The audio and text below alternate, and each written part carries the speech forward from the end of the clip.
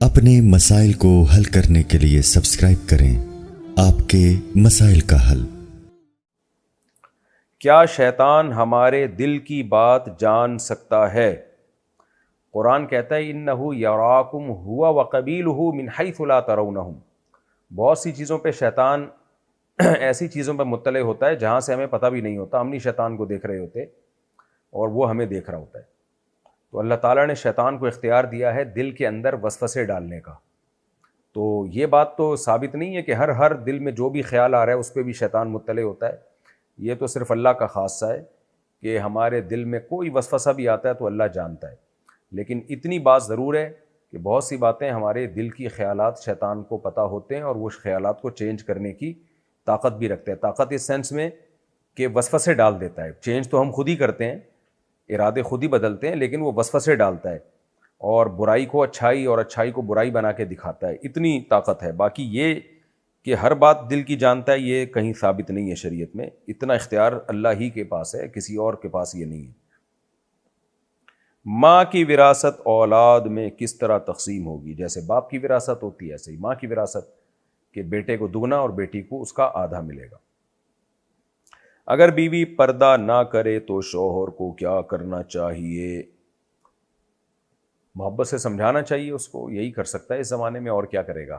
باقی یہ ہے کہ اگر پہلے سے پردہ کرتی تھی اور شادی ہی اس بیس پہ ہوئی ہے، پھر تو شوہر سختی بھی کرے اس کے اوپر، پہلے محبت سے سمجھائے، نہیں مانے تو پھر سختی کرے، کیونکہ یہ ایک طرح کا دھوکہ ہے شوہر کے ساتھ۔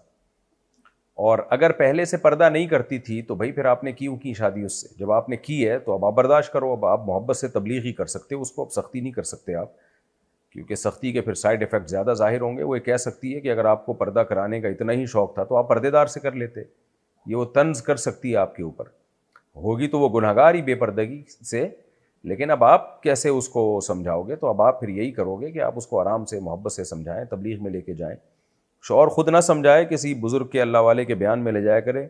اکثر خواتین اپنے شوہر کی بات کو ویلیو نہیں دیتی ہیں، کہتی ہیں یہ میں کیا سمجھ، یہ کون آیا میں سمجھانے والا بھائی، تو اس لیے کوئی اور سمجھائے۔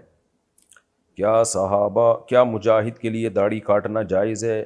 داڑھی کاٹنا کسی کے لیے بھی جائز نہیں ہے، البتہ موت کا خطرہ ہو، کوئی ایسا مسئلہ ہو اپنی یا اپنے ساتھیوں کی موت کا، تو اس کی گنجائش ہو سکتی ہے وقتی طور پر، کیونکہ اپنی جان بچانے کے لیے تو اللہ نے خنزیر کھانے کی اجازت دی ہے، تو ایسی مجبوری کے حکام الگ ہیں، لیکن نارملی کسی کے لیے بھی داڑھی کاٹنا جائز نہیں ہے۔